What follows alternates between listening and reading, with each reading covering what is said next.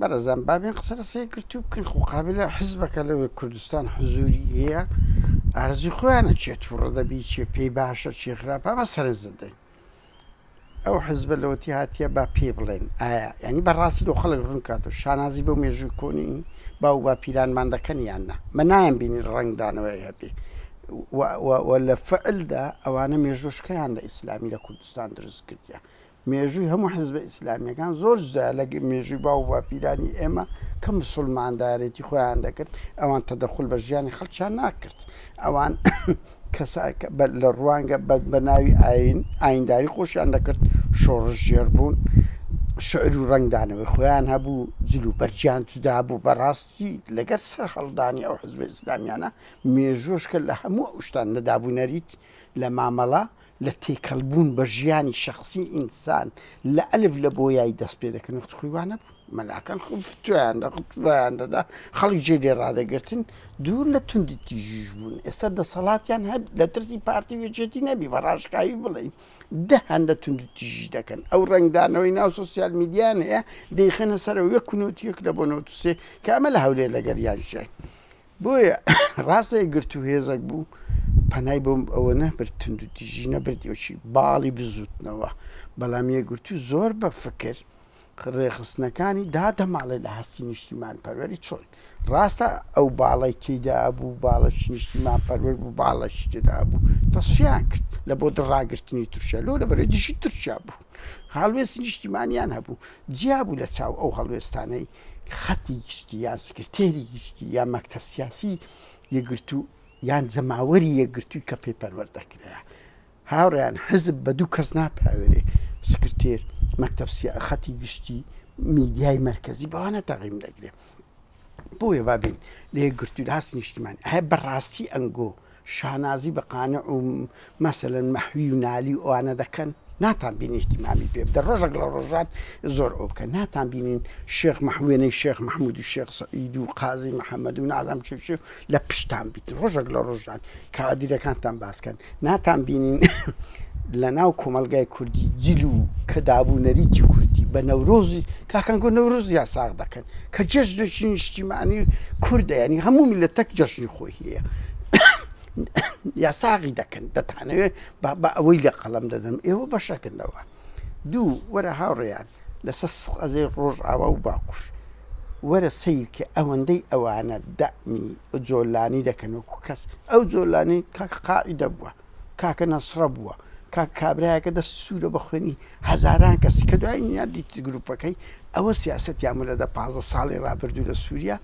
لە ئەدلی بوو لە ئەوانە دیفاعیان لێ لەو ئەوەی دەکرد ئەلەویانە دەکرد کە ئەلەویەکان بە هەر شتێک بن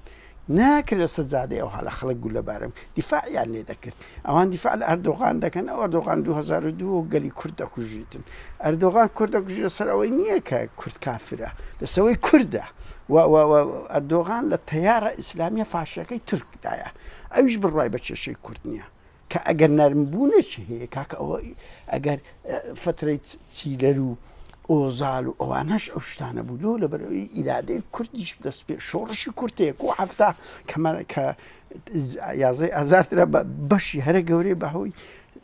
خەبات و تێکۆشانی کورد بووە ئەوەی ئێستاش دەکرێ لە هەر وەختێکی شکرابی لە هەموو باوەڕەکان بەهۆی ئیرادە و خەبات و شۆڕژێڕی کووردە نەک برێ ئیمتیازە گرابێ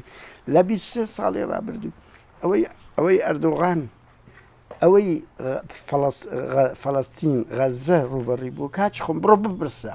بزانە لە 2015 ئەو کاتێک برادرانی باکوور بەداخەوە خۆسەرەی باکووریان ناگەن بزانە 15 شار و شارۆزکە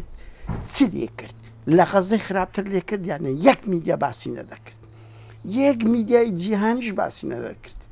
بە هەزاریانیان کوژرە بە سەدانیان سووتاند یان نا 15 شار و شارۆزکەیان بزانە چەندین گەڕک تاخت کرد یان ئەوە تا بە سەدان خانوێنەوە کرد ئەردۆغان چێ لێمان دەکەنەوە ئەنگۆ بە ئاشکرا لە سەفی جۆلانی دژی ڕۆژ ئاوە جۆلانیتان پێ زۆر ئەوەتر لە مەزلوم کۆبانی خەڵک شانازی بە شەروان و ژنی کوردە کە ئێوە دژینە بە ڕاشکایی بڵێم دژینە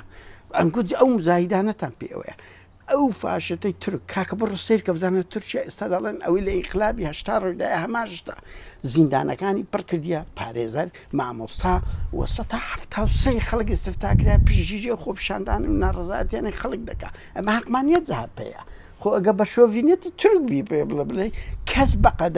کەس بەقەدەر مەهەپە شانازی بە کەمالی ئەتاتورک ناکە و ئەوان ئەرگەنە کۆنین واتە دەوڵەتی قوڵ و فاشەتی تورکن کە لەگە ئەردۆغانی 15 ساڵە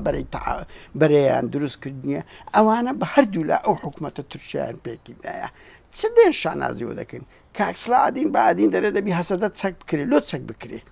یعنی چ ئەساس ئەگە چەک دەکرد دە بڕۆ بوێریش بڵێ حماسش چەک بکرێ ئەو چەکەی حماس دەسیدایێ لە بۆ ڕزگاری نیشتیمانی هەمان ئەو چەکەی هەسەدە دەسیدایێ هەمان ئەو چەکەی گەریلا دەسیدایێ ئەو دوو ڕوویەتانە چییە لە بە خاتر دڕاگرتنی وەکو زمانی هاکان فیدان قسە دەکەن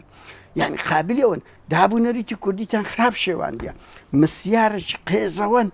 کە هیچی کەمتر نییە لە گوندی لوبنانی بڕۆن بزان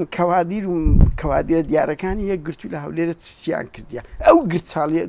کاندیدی یەکگرتوو بووە لەسەر ئەوەی کاندیدی یەکگرتوو بوو ئازەکەی من بەخۆیان باش دەزان ئەگە درۆ نەکەن ئەو دیاردە خەلیجیانە هەموو ئێوە هیناتانە کوردستان مێژۆشکەتان دەست پێ کردێ لە ئیسلامبوونی کورد مێژۆشکە دەست پێ دەکەێت خەڵک خۆمانە لەکوێ بوو ئەگە پارتی بە سەربازی جاشادی دەکە ئێوە لە ڕووی ڕێخستنەوە خەڵکەکانتان هاان دەدەن کە جۆلانی و ئەردۆغان زۆر باشترن لە مەزلوم کۆبانی و ئۆزەلان هەر زۆر باشە دەچێت ناوی قسە بکەیت قسەش بکەیت دەرەوە کافرە کورد با بە کافرێت و خائینی لەکوێ بووە یەکێک بێ ئەو بەو شێوە دەمی ئەردۆغان بکەم بڕۆ کەوادیرەکانتان ئەو دوو کوڕەخشی ئەوە هەیەوی یازام ناوی یحیا نەوروسیە لەگە برایەکەی کە بە گروپی مەقلوبە مەشهورن گوتی بە مەقلوبە بڕۆن بە شەرەف ئەو دوو کوڕە خوشکەی خواست پێ ناکەی لە کوردستانن هەست پێ ناکەی ئاز بە ئیش و ئازاری هەر خەریکی غەزەنە بەس بە کوردی قسە دەکەن ئەگەنا ئەوانە هیچ جنسیمای کوردایەتی لەناو خەڵک نایەلن ئەوجا بنەماڵی سلعەدین بەهادین یان هێمن لە هۆنی لێ دەرەچیان ئەوانەی لێ دەرەچی خەڵک مێشک دەشۆنەوە بە ئاشکرا ئەو ئەردۆغانەی دەکەن هەموو دنیا دەزانی دیکتاتۆرە 23 ساڵە گەلی کوردە سەوسێنتە نەتەنیا هۆی تورکیایە یعنی لە بەرامبەر کورد هاوڕێم یەک نمونە لەسەر دیموکراسی و مافی مرۆڤیوان بڕوا بکەن دوو خوشی سلعەدین بەهادین بە ناوی حەمیدە و مەجیدە لەکن ئەو کوڕانەنە لیان مەمنوع دەکرێتن لیان مەمنوع کرا سەیری زنجیرە درامای یوسف کرد ئەی هاوار زنجیرە درامای یوسف باشەوە بێتە دەسەڵات دەبێت چیانێ دەبچی با کورتی یەکگرتو غەسلی بە گشتیان دەڵێن من ناڵێم کادیرێک هەندێک بە مەکتەب سیاسیان سەدان ئەندام و هەواداریان کوڕی جوانن هەست پێ دەکەن بەس خەتی گشتەکەیان لە سلعەدین بەهادین وەرە بزانە لە ڕێخستنەکانیان لە میدیای دژی ڕۆژاوان دژی باکوورن هاوسۆزن نەگە جۆلانی و ئەردۆغان با بەوە خیانەتە بە جدیمەوە خیانەتە دەبی ڕوبەڕووتان ببینەوە